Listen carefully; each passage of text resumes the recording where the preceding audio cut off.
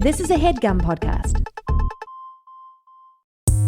Support for the show is brought to you by the new Audible original, Heads Will Roll, from Saturday Night Live's Kate McKinnon and co-creator Emily Lynn. Enter the Night Realm, where evil Queen Martwana and her ditzy raven sidekick must put down a peasant rebellion and save the throne.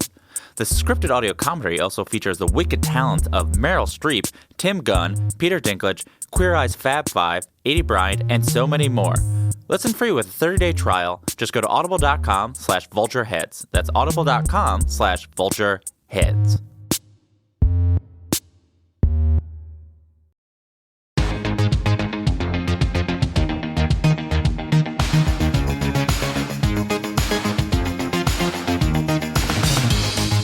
Hi, and welcome to Good One, a podcast about jokes. I'm your host, Vulture Senior Editor, Jesse David Fox. And I have a little treat for you today. It's another bonus episode. So I've been following comedy professionally for nearly a decade now, and personally for longer than that, obviously. And one of the most exciting parts of that job is when you see someone just a bit under the surface. Maybe people know them in Brooklyn and the east side of Los Angeles, but you can tell that they are destined for something. It's more than thinking, oh, this person's a star, though that's part of it. It's that this person is operating such a specific, self-inspired frequency that you just know that the culture will eventually fall for them. It's a thing where you watch them and you're like, wow, you are so many people's future favorite comedian.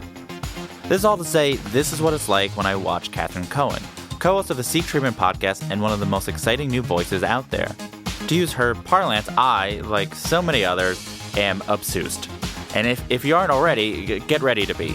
So this mini episode with Catherine Cohen was recorded live at Union Hall before what became the Julie Klausner episode. And people have been super supportive of our last bonus Good One with Matt Rogers and Bowen Yang.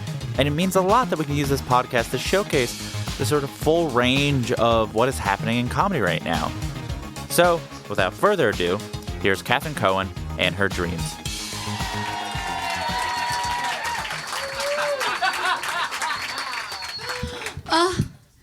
Hello. Oh my God. I have an amazing voice. Wow, you look at me, you think, okay, she has it all. And it's true, I do. I'm young. I'm gorgeous. Ooh. But just this morning, I had one sip of cold brew and ruined my only butthole. That's right, stars, they're just like us. Oh my God, okay, addicted to this venue. It's sort of like a library, but instead of reading, you drink, which I'm obsessed with. I went home for the hall, holidays, if you're present, and I was just like drunk every day, so now I'm trying not to do that anymore. Going home for the hall is a great way to see which of your friends from high school is like deeply involved in a pyramid scheme. I'm talking leggings, I'm talking lipsticks that don't rub off, okay? I know I should stop saying I'm sorry when someone tells me they're engaged, but there's a lot of things I should do, babe. When someone tells me they're married, I do black out and forget their name. But when someone shows me their ring after getting engaged, I'm like, okay, I'm listening. I love being jealous of something that I don't want. I am newly single. I just went through a breakup. Thank you. Breakups are cool because it's like you have a best friend and then they die. Which I'm obsessed with. No, stop, calm down, I'm shy. I didn't, stop, seriously. I didn't like having a boyfriend. I don't like being the kind of girl who's like, my boyfriend. Because the kind of girls who are like, my boyfriend, are the same kind of girls who are like, there's actually too much sugar in fruit. So for me, it's a dessert, foot pop. Absolute. So now I'm back on the mark. Eat your fucking hearts out. My type is anyone who doesn't care if I live or die. Or anyone who can be caught sort of shrieking at a city bike in Flatiron because they can't figure out how to get it in and out of the thing. That is my sexuality, sort of red-faced and like sweating through a tie. Oh my God. I want someone to just yell at me. Is this health? My therapist, let's call her Anne because that's her name. She was like, you're too instantly intimate. And I was like, okay, do you work for BuzzFeed? What's your end game, bitch? I do suffer from depression, or as I like to call it, crying because outside smells like the past. I love nostalgia. It hurts and feels bad. After my boyfriend and I broke up, once again, thank you, we absolutely proceeded to live together for 2 more months, which is actually good for the environment. Thank you. So I moved out literally 1 week ago to the Manhattan. You can probably tell, you can smell it on me that I don't live in Brooklyn anymore. I'm sorry, I miss you. I seriously miss you guys. Absolutely. Since I'm moving, I've been watching a lot of like apartment therapy videos, and they're all like, how to make a small space work for you. And in the videos, everyone's like, I put a shelf under my mattress is books, my toilet is the floor, I don't shower.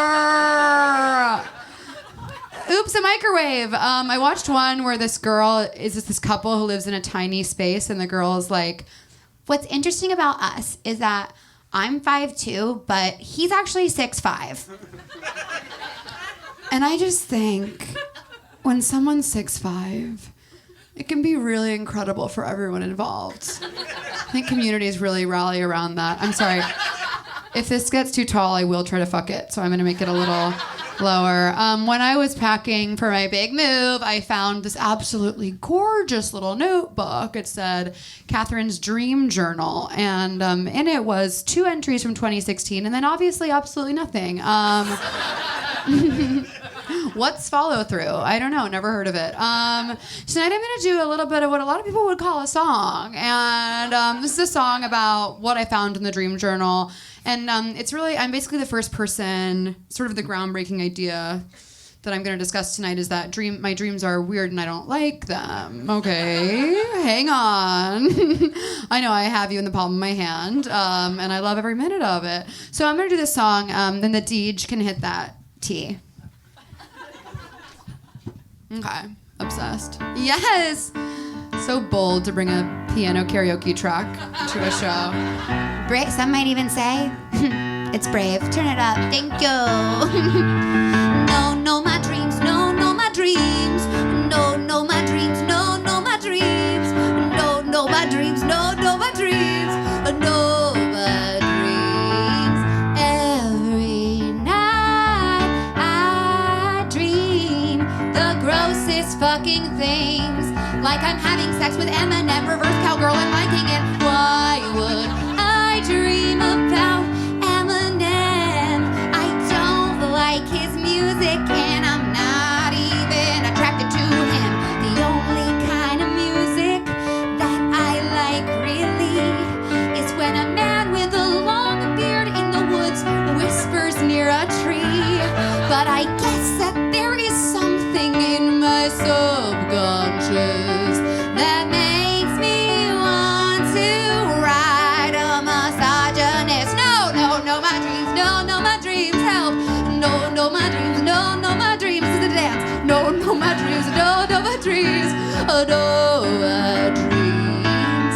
Last night I had another fucking dumb dream that I had sex with the tripod that I used to make self-tape auditions that no one ever watches. Why would I dream about fucking the thing that I throw across the room when I get mad because I forgot the lines for the role of drunk girl number 2.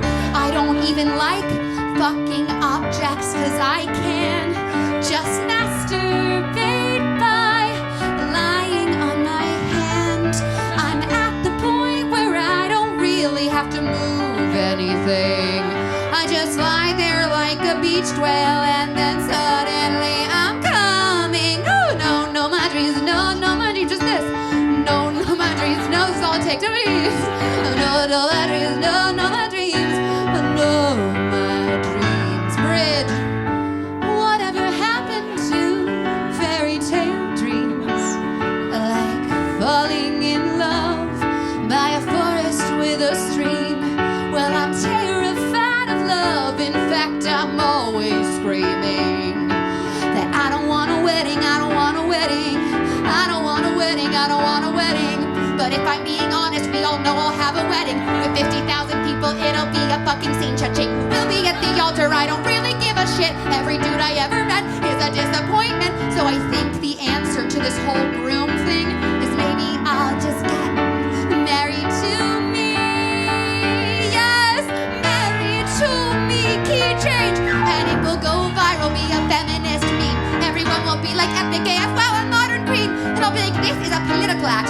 reality. I just wanted to throw a really fucking big party.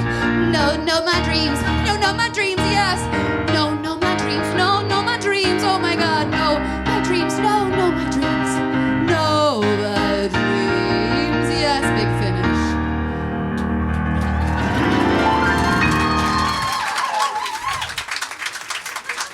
I sort of had like this, which I loved. Welcome. Hello, Catherine Cohen.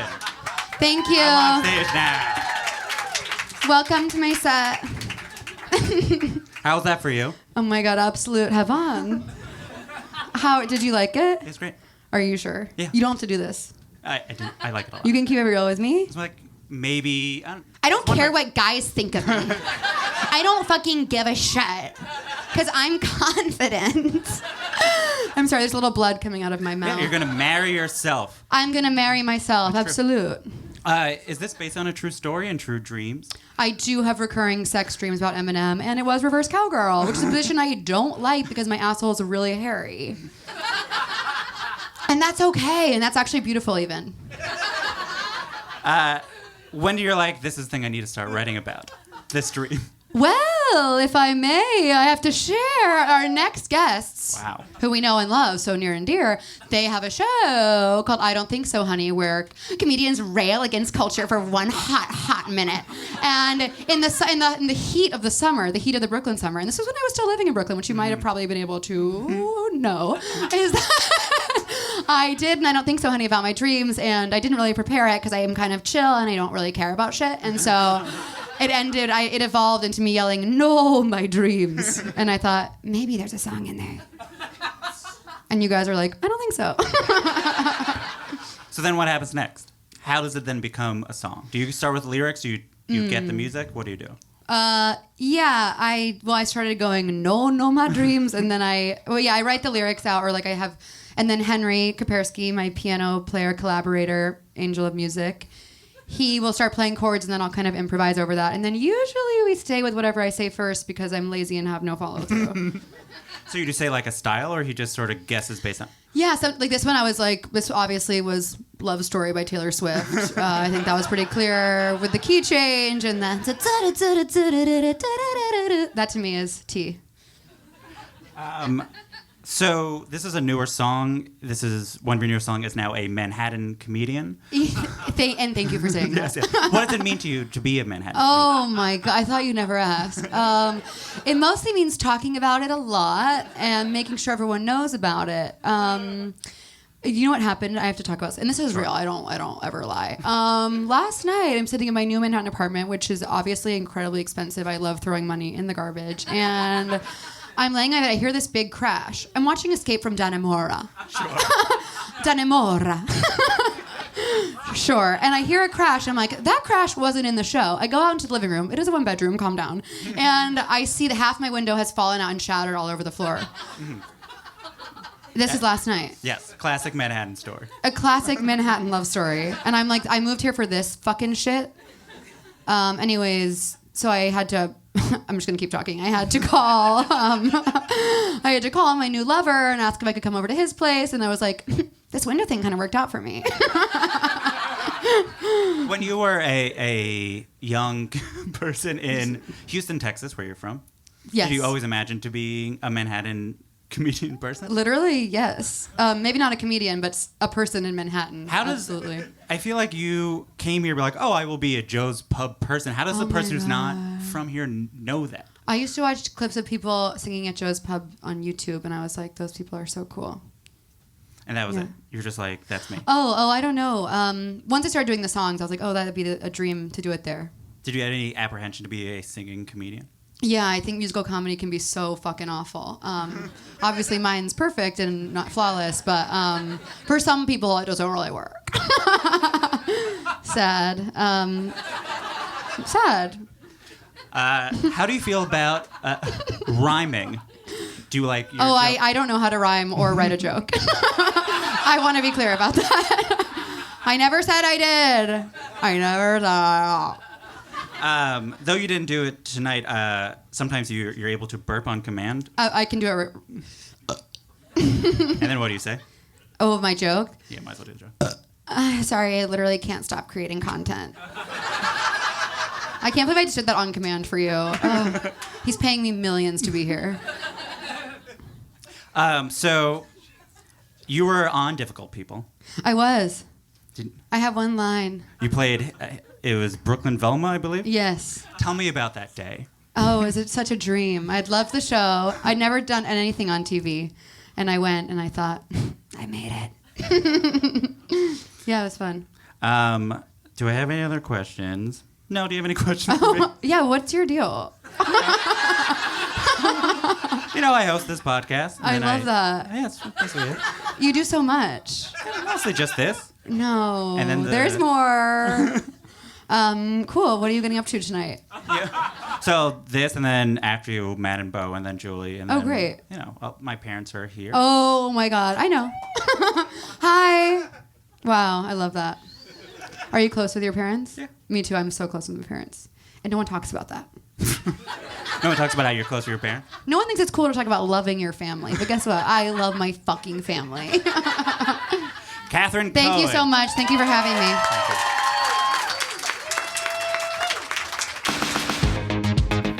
That's it for another episode of Good One. Catherine Cohen will be performing her solo show, The Twist, She's Gorgeous, at Joe's Pub in New York on May 15th, June 17th, and July 11th. Follow Catherine on Twitter @CatCCohen.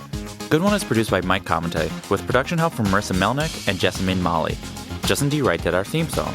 Write a review and rate the show on Apple Podcasts. 5 stars, please. And hey, if you know anyone who might like the podcast, maybe tell them. What the heck?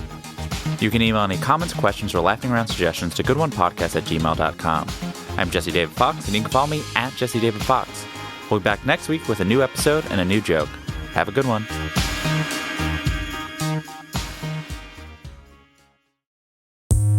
Support for the show is brought to you by the new Audible original Heads Will Roll from Saturday Night Live's Kate McKinnon and co-creator Emily Lynn.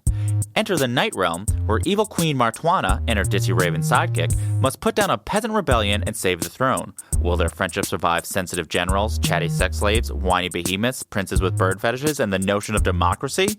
This audio satire also features the wicked talents of Meryl Streep, Tim Gunn, Peter Dinklage, Queer Eye's Fab Five, Aidy Bryant, and so many more. It's a scripted audio comedy that's like TV for your ears. Listen free with a 30-day trial. Just go to audible.com/vultureheads. That's audible.com/vultureheads. That was a HeadGum podcast.